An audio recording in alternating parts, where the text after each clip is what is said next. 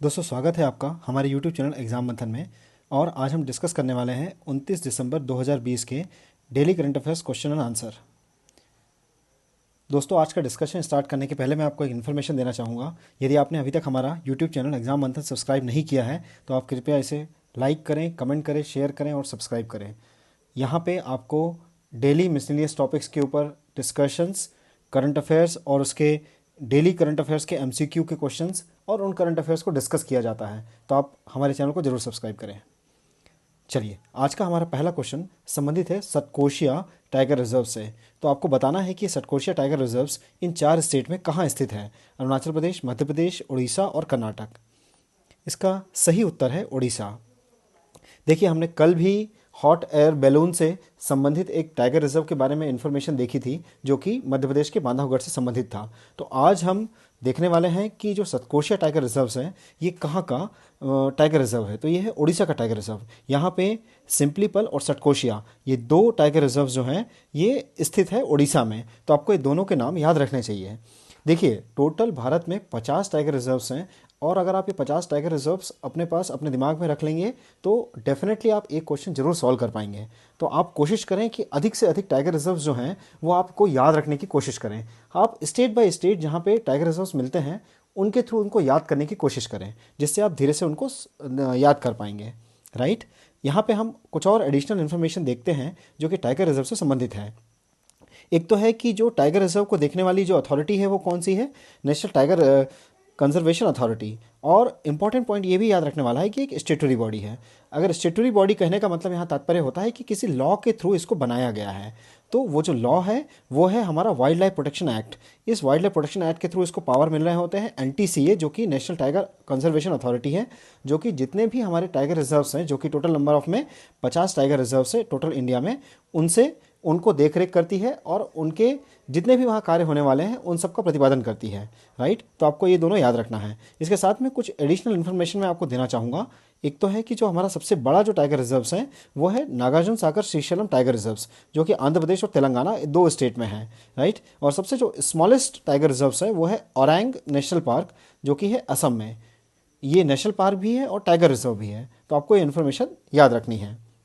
Right, जहाँ तक आप कोशिश कर सकें तो जो टाइगर रिजर्व्स हैं उन टाइगर रिजर्व को आप मैप के थ्रू याद करने की कोशिश करें। अगर आप मैप के थ्रू याद करने की कोशिश करेंगे तो वो इजीली याद हो पाएंगे आपको। चलिए हम अपने अगले क्वेश्चन पर चलते हैं। हमारा अगला क्वेश्चन संबंधित है जोमी एथनिक ट्राइब से। जोमी एथनिक जो ग्रुप है वो इन 4 स्टेट में से किस स्टेट से संबंधित है आपको ये बताना है। पहला ऑप्शन है केरल, दूसरा है तमिलनाडु, तीसरा गुजरात, चौथा है उपरोक्त में से कोई नहीं। तो इसका सही उत्तर है उपरोक्त में से कोई भी नहीं, जो कि ये हमारा संबंधित है मणिपुर से। जो ये जोमी एथनिक जो ग्रुप है ये जो ग्रुप है वो 6 शेड्यूल के थ्रू अभी जो वहाँ पे जो एडमिनिस्ट्रेट करने वाले जो जोन होते हैं, सेल्फ एडमिनिस्ट्रेटिंग जोन जिनको बोलते हैं, उनमें ये शामिल करने के लिए बोल रहा है कि जो जोलैंड एक नई टेरिटोरियल काउंसिल बनाई जाए और उसको उसमें शामिल किया जाए। तो हमने अभी इसके पहले भी कुछ हमारे वीडियोस में देखा था कि जो 12 अनुसूचियां हैं ये 12 अनुसूचियां आपको हमेशा याद होनी चाहिए। अगर ये 12 अनुसूचियां आपको याद होगी तो आप इजीली एक क्वेश्चन पेपर में लगा सकते हैं। यूजुअली इन 12 अनुसूचियों से एक क्वेश्चन पूछ लिया जाता है और क्वेश्चन बड़ा सिंपल होता है कि ये अनुसूची किससे संबंधित है। स्पेशली जो 10th अनुसूची है, जो 10वीं अनुसूची है जिसमें कि दल बदल कानून से संबंधित एंटी डिफेक्शन लॉ जिसको बोलते हैं हम, उससे संबंधित उसमें प्रावधान है वो आपको याद होने चाहिए। राइट, चलिए हम अगले क्वेश्चन पे चलते हैं। हमारा अगला क्वेश्चन संबंधित है अरब लीग से। आपको बताना है कि कौन सी कंट्री अरब लीग का पार्ट नहीं है। ये काफ़ी इंपॉर्टेंट प्रश्न है और अगर आपने यूपीएससी और पीएससी के कई प्रीवियस ईयर्स के क्वेश्चंस देखे होंगे तो उनमें ऐसी बॉडीज़ के ऊपर क्वेश्चन पूछे जाते हैं कि एससीओ का कौन मेंबर है, कौन मेंबर नहीं है, या कौन मेंबर अभी रिसेंटली ऐड हुआ है, यूएनएससी में कितने मेंबर्स हैं, कौन रिसेंटली अभी ऐड हुआ है। राइट, कॉमनवेल्थ नेशंस के जो देश हैं उनमें अभी कौन रिसेंटली ऐड हुआ है ना। तो आपको ऐसे क्वेश्चंस को समझना चाहिए कि और ऐसे कुछ 10 या 20 ही ग्रुप्स हैं जो कि आपको याद रखने होते हैं। G20, G7, G5, ये ग्रुपिंग आप याद कर लीजिए। थोड़ी थोड़ी अगर आप इनको याद करेंगे तो आपका काम हो जाता है। जैसे अभी क्वाड बना है ना, तो आप इन क्वाड में देख लीजिए कि कौन कौन सी कंट्रीज शामिल है। तो इन्हीं से संबंधित है। तो ये अरब लीग भी अभी चर्चा में आया है, आपको बताना है कि कौन सी कंट्री इसमें मेंबर नहीं है। इसका पहला ऑप्शन है ईरान, दूसरा है सऊदी अरेबिया, थर्ड है सीरिया, चौथा है यमन। तो इसका सही उत्तर है ईरान। देखिए जो अरब लीग है, ये जो यहाँ पे जितने मेंशंस किए हुए हैं, यहाँ पे जो नेशंस मेंशन किए हुए हैं, ये सारे अरब लीग के पार्ट हैं। आप अगर यहाँ से देखना शुरू करेंगे तो ये सारे अरब लीग के पार्ट हैं, है ना। और अगर हम इनको अच्छे से देखें, डिटेल में देखें, तो जो अरब लीग है उसको सबसे पहले कैरो में फॉर्म किया गया था, है ना। कैरो में फॉर्म किया गया था, और कैरो में फॉर्म करने के बाद इसे 1945 में फॉर्म किया गया था, और उसमें 6 ही मेंबर हुआ करते थे। यहाँ ये 6 मेंबर के नाम लिखे हुए हैं, और अब धीरे धीरे ये लीग जो है वो एक्सपांड हो गई है, और इसमें टोटल 22 मेंबर जो हो गए हैं। और ऐसे ही करके ईरान इसका मेंबर नहीं है। अगर हम देखें यहाँ से तो मॉरिटेनिया, मोरक्को हो गया, अल्जीरिया हो गया। ऊपर देखिए यहाँ वाला जो पोर्शन है ये पूरा मेडिटेरियन सी है, तो आपको इस मेडिटेरियन सी भी याद होना चाहिए, है ना। लीबिया हो गया, इजिप्ट हो गया, आपका सूडान हो गया, सोमालिया हो गया, यमन हो गया। यहाँ डिजिबूटी है, डिजिबूटी काफ़ी फेमस है, यहाँ इंडिया ने भी अपना एक स्टेशन भी बनाया है ना। और यहाँ पे सुइस कैनाल है, जो कि आपका ये रेड सी है, ये जो है ये रेड सी है, रेड सी को आपके मेडिटेरियन सी से कनेक्ट कर रही होती है ना। सीरिया हो गया, इराक हो गया, सऊदी हो गया, कतर हो गया, ओमान हो गया, है ना। तो आपको ये सारी कंट्रीज़ और इन कंट्रीज़ के आपको कैपिटल्स ये भी याद होने चाहिए, है ना। तो आप ध्यान रखेंगे कि इन सारी कंट्रीज़ के आप कैपिटल और हल्का फुल्का आप मैप सामने रखा करिए, जब भी ऐसे क्वेश्चन सामने आते हैं तो आप इजीली उसको मेमोराइज कर पाएंगे। क्योंकि अगर हम प्रीवियस मैप में देखें तो यहाँ पे ये आपका रेड सी है ना, ये रेड सी हो गया, ये मेडिटेरियन सी है ना, ये मेडिटेरियन सी हो गया, ये रेड सी हो गया, यहाँ पे आपका ये गल्फ़ हो गया, ठीक है, पर्शियन गल्फ़ है, ये वाला जो पोर्शन है ये पर्शियन गल्फ़ है, ये है आपका पर्शियन गल्फ़ हो गया। यहाँ पे अपना ईरान है ना।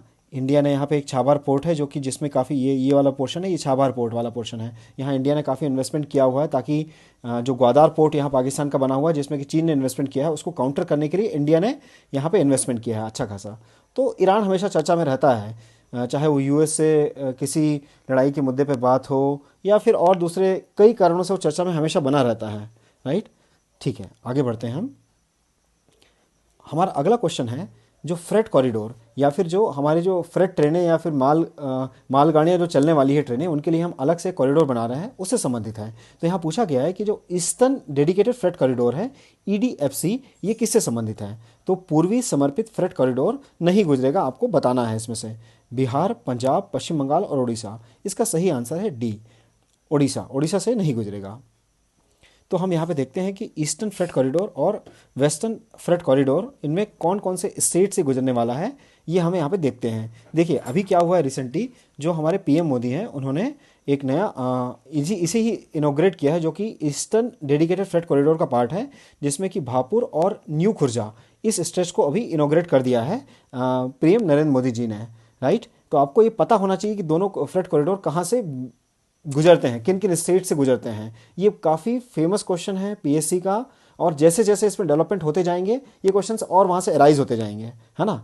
तो हम देखते हैं कि जो हमारा ईस्टर्न डेडिकेटेड फ्रेट कॉरिडोर है वो किन किन जिलों, किन किन राज्यों से गुजरता है। पंजाब हो गया, हरियाणा हो गया, उत्तर प्रदेश हो गया, बिहार, झारखंड। तो इन सब से ये यहाँ से गुजर रहा होता है। और अगर हम ऐसे ही बात करें तो वेस्टर्न डेडिकेटेड अगर जो फ्रेट कॉरिडोर है वो यूपी, हरियाणा, राजस्थान, गुजरात और महाराष्ट्र, इन पर्टिकुलर स्टेट से गुजरता है। आप यहाँ से देख सकते हैं, ये हो गया आपका वेस्टर्न फ्रेट कॉरिडोर, है ना। और ये वाला जो है ये आपका ईस्टर्न फ्रेट कॉरिडोर है। ये दोनों आपको याद कर लेना है। एक बार मैप में अगर आप देखेंगे तो इजीली आप उसको रिमेंबर कर पाएंगे। चलिए हम अगले क्वेश्चन पे चलते हैं। हमारा अगला क्वेश्चन संबंधित है मैं भी डिजिटल ड्राइव से, है ना। ये मैं भी डिजिटल ड्राइव, अब आपको बताना है कि ये किस मिनिस्ट्री ने अभी लॉन्च किया गया है। पहला है आपको मिनिस्ट्री ऑफ इलेक्ट्रॉनिक्स के बारे में बात कर रहा है, ये ministry of housing and urban affairs, ministry of youth and sports, and fourth is ministry of education. तो इसका सही उत्तर है मिनिस्ट्री ऑफ आवास, ministry of housing and urban affairs, है ना। आवास और शहरी मामलों के मंत्रालय जो है उससे संबंधित है।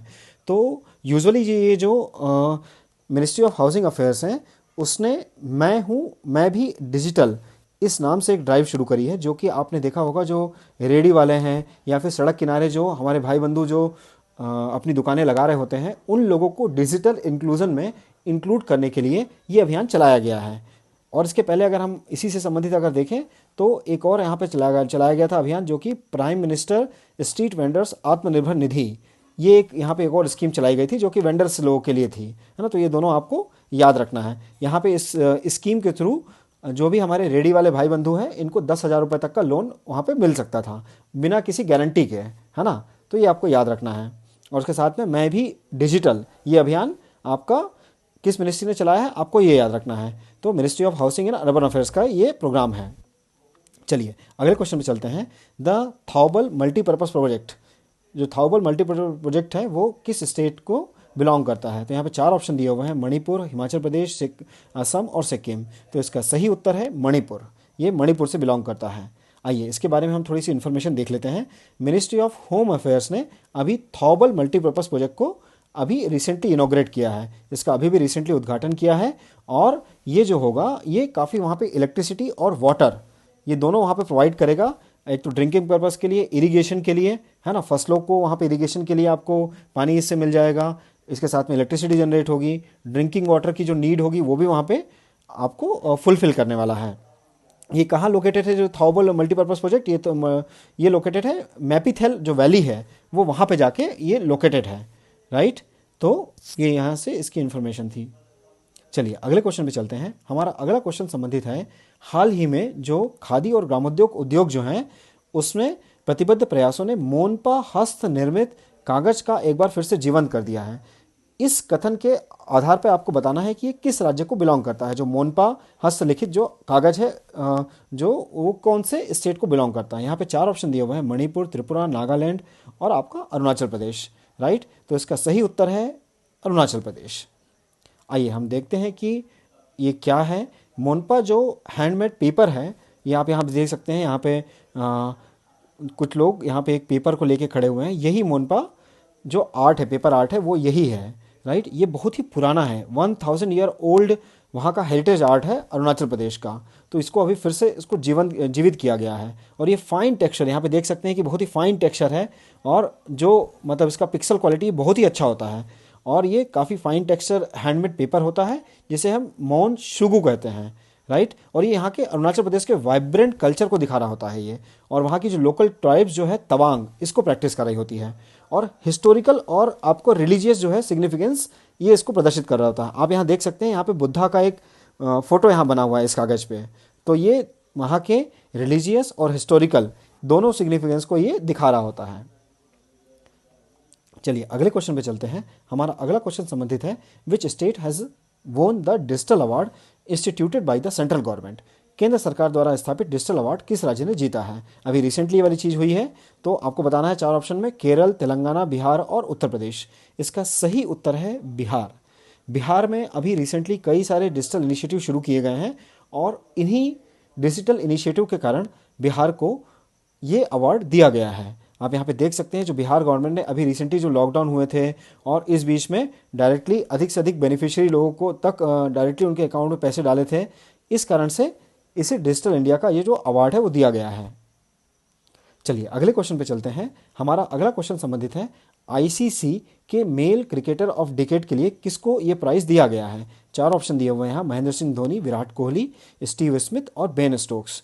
तो इसका सही उत्तर है विराट कोहली। आपने इसे कई न्यूज़ चैनलों में और जगह जगह इसे देखा ही होगा कि विराट कोहली को यह पुरस्कार मिला है। अगर आप देखें तो विराट कोहली को ये अवार्ड मिला है cricketer of the decade, ICC male cricketer of the decade इन्हें मिला हुआ है और ICC men's ODI cricketer of the decade भी इन्हीं को मिला है। ये दोनों अवार्ड इनको मिले हैं। और स्पिरिट ऑफ द क्रिकेट जो अवार्ड है वो एमएस धोनी जी को मिला है, राइट। और हम इसके साथ में एडिशनल इन्फॉर्मेशन देखें तो राशिद खान को men's T20 cricketer of the decade मिला हुआ है अवार्ड और women's T20 cricketer of the decade award मिला है एलेप्सी पैरी। इन्हें इन दोनों को ये 4 नाम आपको याद रखना है, विराट कोहली का, महेंद्र सिंह धोनी का और राशिद खान का और एलेप्सी पैरी। ये किसी भी समय किसी भी पीएससी के एग्जाम में या यूपीएससी में भी ये कहीं मैच द फॉलोइंग में पूछा जा सकता है, राइट। तो दोस्तों आज के लिए हमारे पास इतने ही टॉपिक थे डिस्कशन के लिए। Thanks for the discussion. अगर आपने अभी तक हमारे यूट्यूब चैनल को सब्सक्राइब, लाइक, कमेंट और शेयर नहीं किया है तो आप इसे ज़रूर सब्सक्राइब करें और लाइक, कमेंट और शेयर करके हमें बताइए कि आपको हमारे द्वारा शेयर किए जाने वाले वीडियोस कैसे लग रहे हैं। थैंक यू दोस्तों, थैंक्स फॉर द डिस्कशन।